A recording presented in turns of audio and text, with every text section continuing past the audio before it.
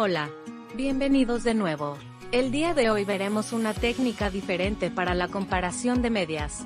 Esta técnica es denominada análisis de varianza. La técnica consiste en determinar de dónde proviene la varianza al analizar a un conjunto de datos. Por ejemplo, imagina el siguiente conjunto de datos. Este conjunto de datos representan los tiempos para manufacturar una determinada pieza en un taller. Esto no tendría nada de raro. Sin embargo, ahora te digo que estos datos provienen de 4 procesos diferentes.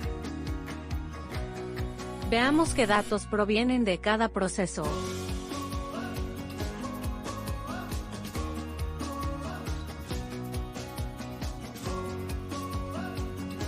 Una vez que hemos acomodado los datos a los procesos a los que pertenecen, entonces te pido que observes la variabilidad de todos los datos en su conjunto, y después observes la variabilidad de los datos que pertenecen a cada proceso.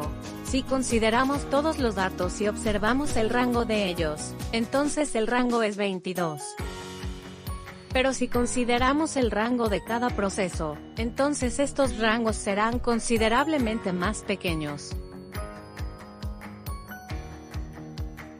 Esto sugiere que la variabilidad de todos los datos en su conjunto es el efecto de haber mezclado diferentes tratamientos. Si observas bien los datos, entonces podrás observar que los datos que provienen del proceso A y los datos que provienen del proceso B nunca se mezclan. Si la variabilidad de cada proceso es semejante, pero la variabilidad de todo el conjunto de datos es más grande, entonces la explicación más frecuente es que se han mezclado procesos con diferentes medias. Esta es la explicación de este método denominado análisis de varianza, y el fundamento de esta técnica. La técnica analiza la varianza del conjunto total de datos y la de cada proceso por separado, y con base en ella se emiten las conclusiones. La técnica supone que la varianza total puede ser explicada como la varianza entre grupos, y la varianza al interior de los grupos. Ahora te enseñaré a realizar esta técnica utilizando el software Excel. Estos son los datos que hemos pasado a una hoja de Excel. Lo primero que debemos hacer es tomar cada uno de los datos que aparecen en cada proceso, elevarlos al cuadrado y sumarlos. Esto no es un procedimiento largo, Excel puede hacer esto mediante una sola expresión. Observa. Te aconsejo seleccionar todos los datos de la celda B2 a la celda G5. Si la casilla está vacía o tiene un término alfanumérico, la instrucción no tomará en cuenta esta casilla. Al dar Enter, obtendrás el siguiente resultado. Ahora haremos lo siguiente. Obtendremos la suma de todos los datos de la tabla, y elevaremos esta suma al cuadrado, y dividiremos la suma entre el número de datos. Te aconsejo que en lugar de colocar un número fijo, utilices la función contar para calcular el número de datos en la tabla. Ahora calculamos la diferencia entre estas dos cantidades que hemos obtenido. A la cantidad que obtenemos se le denomina suma de cuadrados totales, y se denota con las letras SS, por sus siglas en inglés. Esa cantidad es una medida de dispersión. Si divides esa cantidad entre el número de datos menos 1, obtendrás la varianza muestral de los datos. Ahora sumaremos los números que corresponden a cada proceso, elevaremos esta suma al cuadrado, y lo dividiremos entre el número de datos en cada renglón. Después de dar Enter, recorre esta fórmula hacia abajo para realizar la misma operación en los demás procesos. Y ahora sumaremos todas estas cantidades. A esta suma, le restaremos la cantidad que se encuentra en la celda B8. A esta cantidad que hemos obtenido, le denominamos la suma de cuadrados de los tratamientos. Esta es la información necesaria para poder construir una tabla de análisis de varianza, o también conocida como tabla ANOVA. En la parte superior de la tabla debemos colocar los siguientes encabezados. Y del lado izquierdo, colocaremos las fuentes de variación. Básicamente existen dos fuentes de variación, los tratamientos y los errores. Pero también agregaremos un renglón en donde se señala la suma de ellos, esto es, la variación total. Si observas la información que hemos obtenido, verás que tenemos la suma de cuadrados total, y la suma de cuadrados de los tratamientos. Colocaremos esta información en las celdas correspondientes.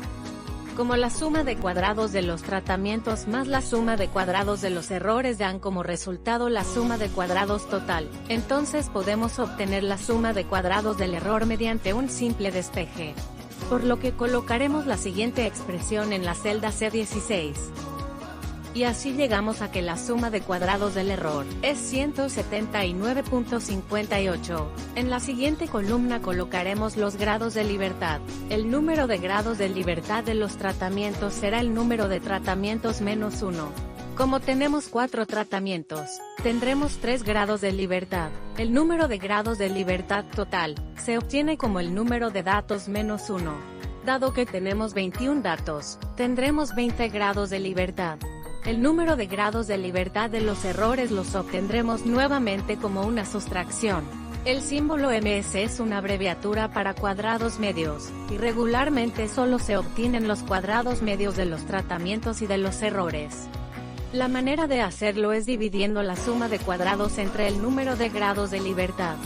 Nuestro estadístico de prueba sigue una distribución F. En este caso, nuestro estadístico de prueba se obtiene dividiendo los cuadrados medios de los tratamientos entre los cuadrados medios de los errores.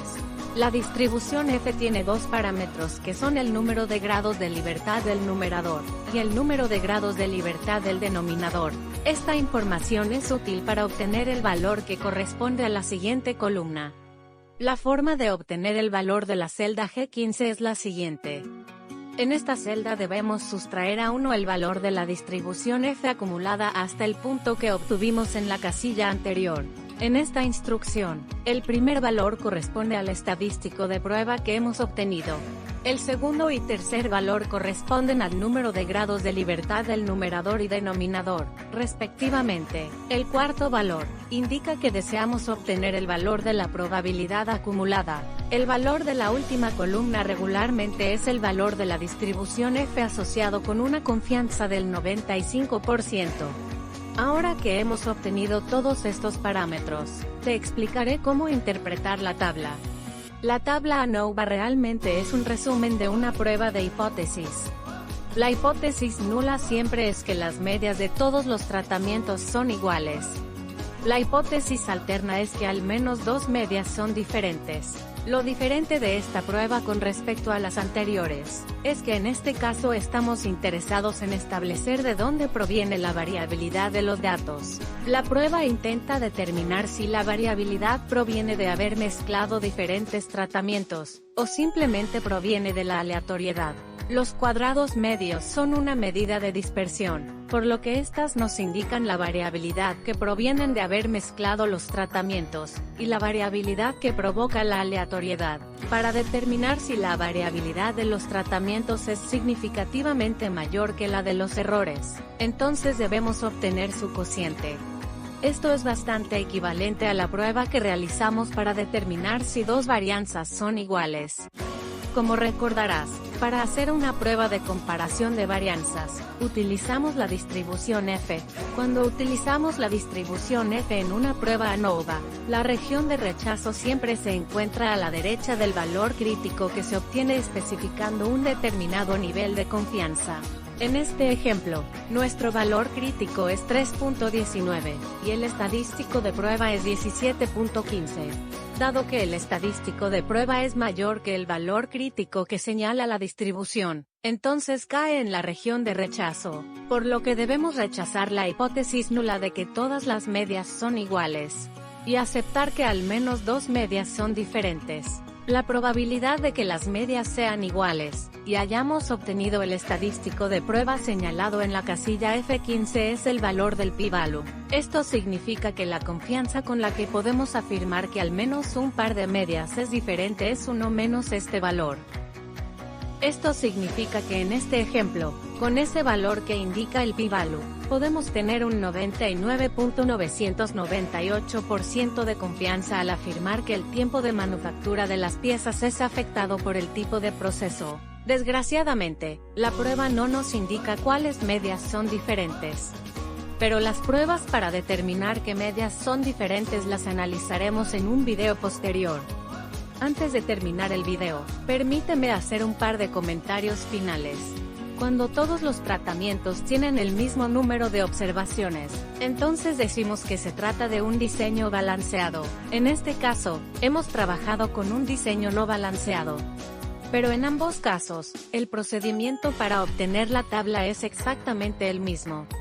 Como te mencioné hace un momento, en un video posterior veremos algunas pruebas para determinar cuáles medias son diferentes. En ella también platicaremos sobre cuáles son las condiciones que deben cumplirse cuando se utiliza esta técnica. Creo que por hoy es suficiente. Nos vemos pronto.